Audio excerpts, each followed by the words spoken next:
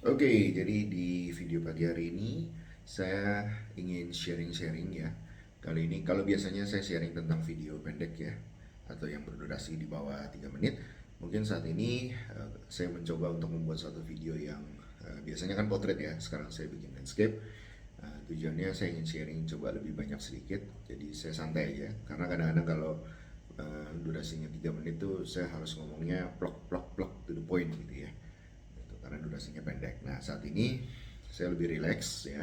Saya punya waktu sekitar 30 menit ke depan, jadi saya pikir saya coba buat ya sekalian latihan sih sebetulnya. Jadi saya coba buat sebuah video yang durasinya lebih panjang. Nah, saya buat video ini karena mendapat biasa ya kalau saya bikin video itu kan biasa selalu terinspirasi dari hal yang saya lakukan biasanya sehari sebelumnya atau beberapa waktu sebelumnya. Ya. Nah, kemarin kita mengadakan di kantor itu mengadakan yang namanya general meeting. Jadi di mana di meeting di mana semua staff itu hadir gitu ya, yang diadakan di tiap awal bulan. Nah, di meeting itu dibahas beberapa poin ya. Salah satu poin yang penting adalah tentang kehadiran gitu ya atau disiplin dalam jam masuk dan jam balik pulang kerja gitu. Nah, di mana di tempat kita itu jam masuknya di jam 9, jam pulang kerja adalah jam 5 sore. Nah, teman-teman diminta sharing, jadi kan ada beberapa divisi begitu ya, dikasih chart divisi yang paling bagus tuh divisi A, divisi yang paling yang kurang gitu itu yang divisi B begitu. Nah, dari situ saya mencoba, biasanya saya selalu mencoba menggali kepada teman-teman misalkan yang performanya the best gitu ya secara kehadiran tuh 100% gitu atau paling tinggi dibandingkan divisi lainnya. Ya, saya coba tanyakan ke mereka sebetulnya apa yang mereka lakukan ya supaya mereka itu bisa mencapai tingkat kedisiplinan atau kehadiran itu 100% atau paling tidak paling tinggi dibandingkan divisi lainnya. Supaya menurut saya paling tidak kalau ada sesuatu yang kita cara metode-metode kerja yang kita tidak ketahui ya bisa kita belajar dari teman-teman yang sudah achieve gitu. Nah, bermula atau mengacu pada tingkat kedisiplinan itu, ya saya mendadak terpikir tentang satu konsep yang menurut saya baik untuk teman-teman pahami juga. Ya, nah konsep ini adalah saya nggak tahu ini namanya apa, saya nggak beri judul konsepnya apa. Cuman konsep ini berbicara tentang apa saja ya perilaku-perilaku yang perlu ya Anda ketahui ya terus kemudian Anda lakukan ya, secara konsisten di mana ketika perilaku ini Anda lakukan ini akan membawa benefit atau membawa keuntungan Anda sebagai karyawan yang bekerja di dalam sebuah perusahaan ya. Nah, keuntungan ini bukan bicara keuntungan per hari ini saja, tapi keuntungan ini juga bicara dimanapun tempat Anda bekerja ya. Itu dimanapun perusahaan Anda bekerja, Anda akan diuntungkan dengan memiliki yang namanya perilaku-perilaku ini. Ya, mungkin untuk lebih jelasnya saya langsung berikan contoh. Ya, nah contohnya mengacu pada yang tadi saya jelaskan saja, yaitu adalah jam masuk kerja. Ya, kita tahu bahwa semua perusahaan itu tentu ingin semua karyawannya itu melakukan atau berperforma yang terbaik untuk perusahaan. Ya, itu adalah prinsip utama yang kita sudah pasti tahu itu. Nah, pertanyaannya adalah indikatornya apa bahwa karyawan itu disukai oleh perusahaan? Ya, ada banyak. Ya, salah satu indikator sederhananya adalah ketika dia masuknya tidak pernah terlambat atau masuknya adalah on time. Ya, tentu karyawan, tentu yang namanya bos atau atasan itu sangat suka dengan karyawan yang masuknya on time. Nah, jadi kita bisa katakan bahwa salah satu perilaku yang membuat Anda disukai ya di tempat Anda bekerja ya oleh atasan Anda itu adalah ketika Anda masuknya itu adalah tepat waktu atau paling tidak terlambat begitu ya. Nah, di saya ya, saya selalu menerapkan prinsip ini. Saya menerapkan prinsip ini sudah lama ya, makanya saya juga ingin sharingkan kepada teman-teman juga. Jadi saya itu selalu menerapkan prinsip yang namanya show up early. Ya, saya pernah sharing di video pendek saya juga. Jadi show up early itu selalu berbicara datang lebih awal. Ya, itu bisa dalam meeting, bisa dalam jam masuk kerja ya, dan banyak hal ya. Jadi saya kasih contoh misalkan kalau jam masuk kerja di kantor itu adalah jam 9, maka yang saya lakukan biasanya saya pribadi itu 1 jam sebelumnya saya sudah tiba di kantor. Jadi kalau umpamanya jam 9 masuk, artinya saya itu jam 8 sudah di kantor. Bahkan sering saya sudah hadir tuh di kantor itu setengah 8. Cuman kalau setengah 8 itu kan kantornya belum dibuka. Ya, jadi saya biasanya tepatkan waktunya di kurang lebih sekitar jam 8. Ya, karena kantor bukanya jam 8, walaupun masuk kerjanya itu jam 9. Gitu. Nah, ketika Anda melakukan kebiasaan seperti itu secara konsisten, maka Anda sedang melakukan sebuah perilaku yang diharapkan atau sangat disenangi oleh perusahaan tempat Anda bekerja. Ya, kita anggap saja di kasus ini adalah sangat disenangi oleh bos Anda. Gitu ya. Nah, pertanyaannya adalah Anda harus mencoba menggali, ya sebetulnya, jadi pola pikirnya harus Anda balik. Sebetulnya apa saja tindakan-tindakan, sikap, ya, terus kemudian perilaku, ya, atau kebiasaan yang sangat disukai oleh perusahaan, gitu ya. Jadi Anda balik gitu. Misalkan Anda adalah bosnya dan Anda memiliki company-nya, gitu. Nah, Anda berpikir perusahaan saya atau saya sebagai bos dari perusahaan saya itu suka dengan karyawan yang seperti apa perilakunya. Nah, saya kasih contoh, misalkan saya bosnya begitu ya. Saya suka dengan karyawan yang pertama dari sisi disiplinnya selalu masuk on time. Ya, terus kemudian misalkan setiap kali meeting dia datangnya lebih awal dari jadwal meeting. Nah, ini kurang lebih sama ya, gitu ya. Terus kemudian sifatnya itu misalkan proaktif.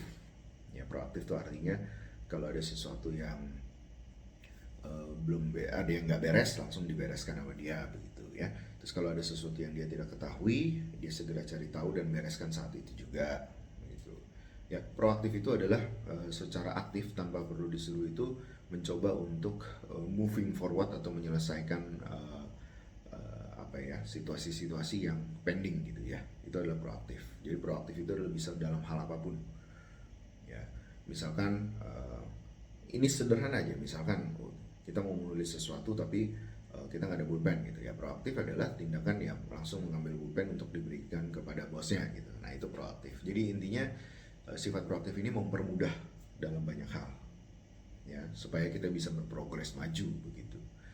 Nah, misalkan contoh yang lainnya lagi adalah tadi apa tadi, show up early, terus proaktif gitu ya. Terus misalkan di dalam meeting secara aktif menuliskan minutes of meeting gitu ya, minutes of meeting. Terus kemudian setelah ditulis meeting itu, ditulis juga next to do listnya apa, dan kemudian di share ke teman-teman yang memang ikut meeting gitu. Nah, itu kan salah satu bentuk dari proaktif juga gitu. Nah, tentu sikap-sikap ini adalah sikap-sikap yang memang sebagai bos dari perusahaan sangat menyukai sangat menyukai karyawan-karyawan yang perilakunya seperti itu. Gitu. Nah, sekarang kita balik lagi. Jadi sebagai karyawan, kita balik lagi sekarang pola pikirnya sebagai karyawan, kita harus berusaha untuk mengembangkan perilaku-perilaku itu yang seperti tadi. Gitu. Jadi kita harus pikirkan dari awal perilaku-perilaku apa yang memang kalau kita lakukan ini pasti disukai oleh tempat kita bekerja. Ya, kita nggak bicara masuk lebih spesifik secara skillnya dulu, tapi hal-hal umum dulu, karena ini ada hal-hal yang namanya yang general dan ada juga hal-hal yang spesifik begitu.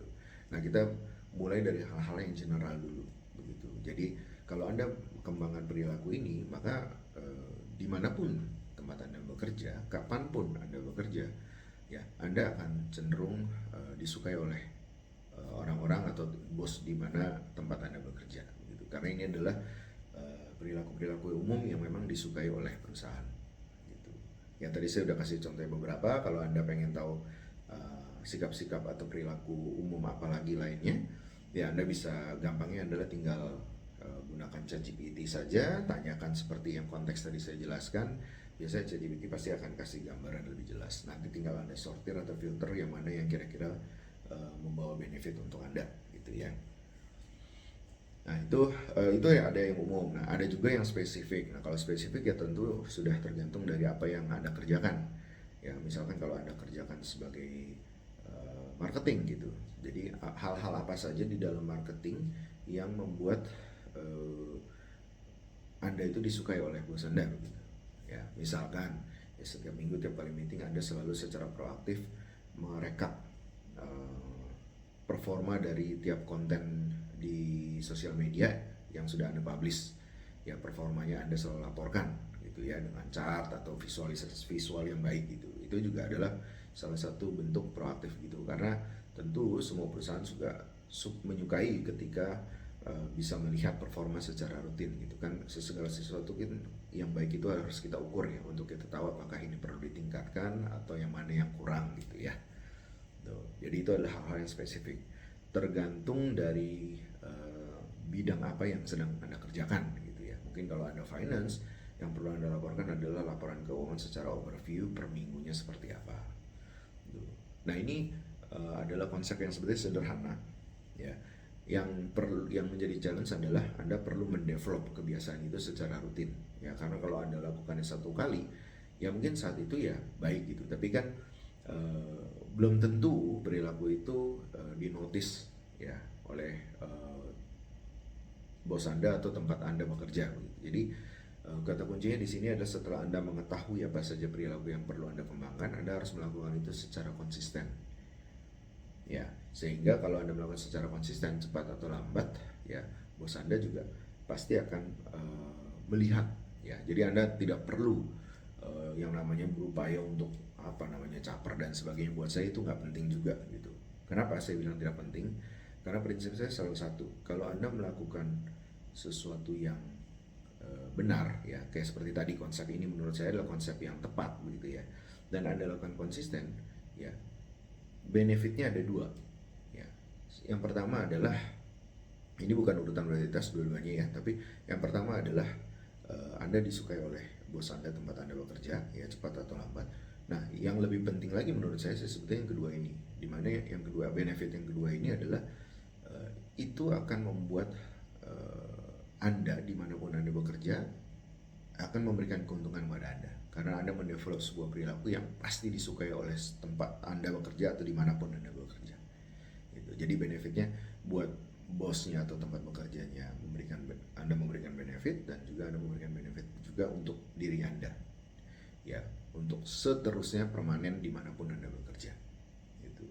Jadi kalau Anda melakukannya secara konsisten ya, sebetulnya sangat tidak perlu yang namanya caper-caper dan sebagainya. Menurut saya yang namanya Anda caper melakukannya khusus di depan bos itu sebetulnya diperlukan kalau Anda itu orangnya nggak konsisten, Anda tidak mengerti manfaat dari Anda melakukan ini secara konsisten. Tapi kalau Anda mengerti, maka Anda cukup lakukan saja tiap hari, sudah berjalan di jalur yang tepat ya, nanti saya yakin dan percaya hal itu akan terlihat dengan sendirinya.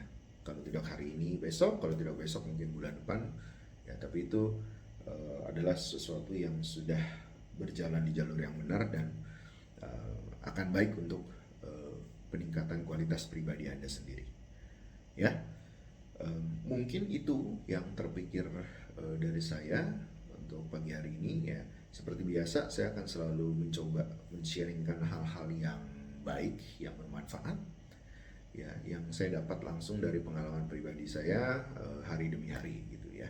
Ya, tujuannya adalah murni untuk sharing ke teman-teman, dan saya sangat senang ya ketika teman-teman bisa mendapatkan manfaat dan mempraktekannya, sehingga kita semua bisa menjadi pribadi yang lebih baik ke depannya. Oke, sampai ketemu di video-video saya berikutnya. Thank you.